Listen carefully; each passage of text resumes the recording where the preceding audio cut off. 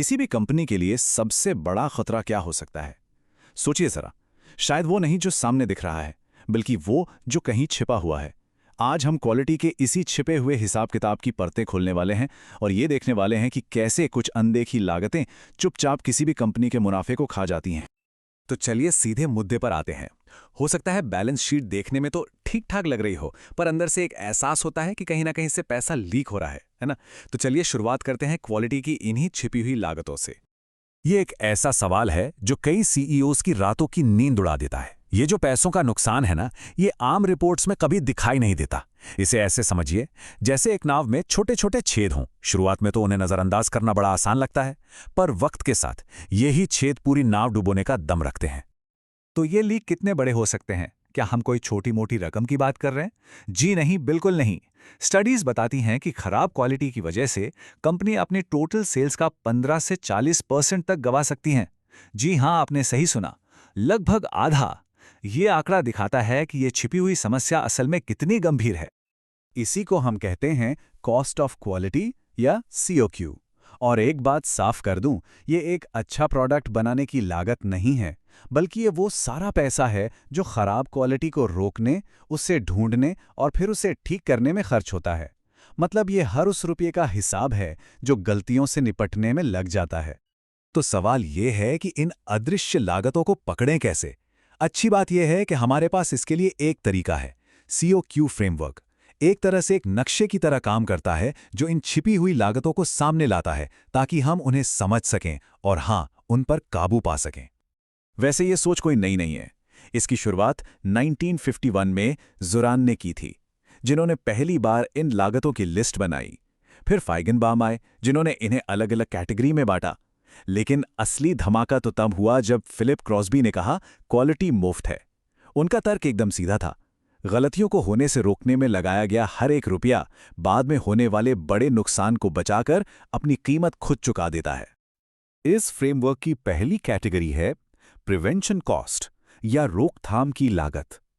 इसे ऐसे समझिए कि बीमारी का इंतजार करने के बजाय सेहत पर पैसा लगाया जा रहा है। इसमें कर्मचारियों की ट्रेनिंग, डिजाइन को बेहतर बनाना और प्रोसेस को मजबूत करना शामिल है। ये पहली बार में ही काम को सही तरीके से करने का सबसे स्मार्ट तरीका है। अगला है अप्रेजल कॉस्ट यानी मूल्यांकन की लागत। अगर रोकथाम हमारी पहली डिफेंस लाइन है, तो मूल्यांकन हमारा सेफ्टी नेट है। ये उन सभी तरह की जांच और टेस्टिंग का खर्च हैं जो ये पक्का करते हैं कि कोई भी खराब प्रोडक्ट कस्टमर तक न पहुंचे। ये कंपनी का अपना इंटरनल क्वालिटी कंट्रोल है। और अब आते हैं उन लागतों पर जिन्हें कोई भी नहीं चाहता। पहली है इंटरनल फेलियर कॉस्ट यानी आंतरिक विफलता की लागत। ये वो कीमत है जो तब चुकानी पड़ती है जब कोई गलती फैक्ट्री के अंदर ही पकड़ ली जाती है, जैसे कि बेकार हुआ कच्चा माल, किसी चीज़ पर दोबारा मेहनत करना या प्रोडक्शन का रुक जाना। ये सब इसी में आता है। ये अपने ही घर में हुई गलतियों का जुर्माना है। और अब सबसे खतरनाक कैटेगरी, एक्सटर्नल फेलियर कॉस्ट। ये तब होता है जब हमारी गलती कस्टमर के हाथ में पहुंच जाती है। इसमें सिर्फ वारंटी और रिटर्न का खर्च नहीं है, बल्कि ब्रांड की इमेज पर लगा दाग और भविष्य में हाथ से निकले हुए ग्राहक भी शामिल हैं।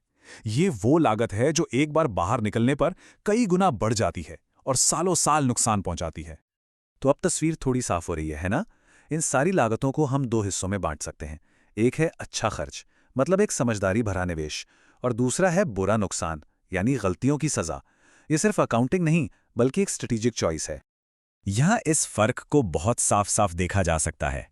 एक तरफ है अच्छी क्वालिटी की लागत, मतलब रोकथाम और जांच पर खर्च। ये भविष्य के लिए एक इन्वेस्टमेंट है। और दूसरी तरफ है खराब क्वालिटी की लागत, यानी आंतरिक और बाहरी विफलताएं। ये अतीत की गलतियों का बिल है। अब सवाल ये उठता है कि पैसा कहां लगाना समझदारी है? और यही बात समझनी सबसे जरूरी है। जैसा कि ये आइसबर्ग दिखा रहा है, जो लागतें हमें नजर आती हैं जैसे स्क्रैप और रिटर्न्स, वो तो बस सतह पर हैं। असली खतरा तो पानी के नीचे छिपा है। वो नाराज ग्राहक जो कभी लौट कर नहीं आएंगे, गिरी हुई ब्रांड इमेज और बर्बाद हुई प्रोडक्शन कैपेसिटी। यही वो नुकसान है जो कंपनियों को ले डूबता है। ये एक 10-100 का नियम इस असर को जबरदस्त तरीके से दिखाता है। किसी डिफेक्ट को बनने से रोकने में अगर 1 रुपये लगता है, तो उसे फैक्ट्री के अंदर ठीक करने में 10 रुपए लगते हैं, और अगर वो डिफेक्ट कस्टमर तक पहुंच गया तो उसे ठीक करने की लागत 100 रुपए तक पहुंच जाती है। ये असर तेजी से बढ़ता ही जाता है। अच्छा, तो ये सब सुनने में थोड़ा डरावना लग सकता है, पर असल में यहीं एक बहुत बड़ा मौका छिपा है। अब हम जानेंगे कि कैसे इन लागतों को समझना सिर्फ नुकसान से बचना नहीं है, बल्कि इसे एक ताकतवर हथियार में बदलना है। तो ये छिपी हुई लागतें मिलती कहाँ हैं? मजे की बात यह है कि ये हमारी नज़रों के ठीक सामने होती हैं, बस अलग अलग नामों से। स्क्रैप रिपोर्ट असल में बर्बाद हुए मटेरियल की कहानी बता रही है। ओवरटाइम शीट में दोबारा किए गए काम का खर्च छिपा है। और जो ग्राहक हाथ से निकल गए, वो तो सीधे सीधे रेवेन्यू और कंपनी की इज्जत पर हमला है। और देखिए, जब कोई कंपनी सच में इस खराब क्वालिटी की लागत को कम करने पर फोकस करती है ना, तो कमाल की चीजें होती हैं। लागत कम हो जाती है, डिलीवरी तेज हो जाती है, और प्रोडक्शन में अचानक आने वाली दिक्कतें खत्म हो जाती हैं। इससे मार्केट में आक्रामक होने की ताकत मिलती है। कीमतें घटा सकते हैं, एक प्रीमियम ब्रांड बना सकते हैं, और उन बाजारों में भी उतर सकते हैं जहां भरोसे की सबसे ज्यादा कीमत है।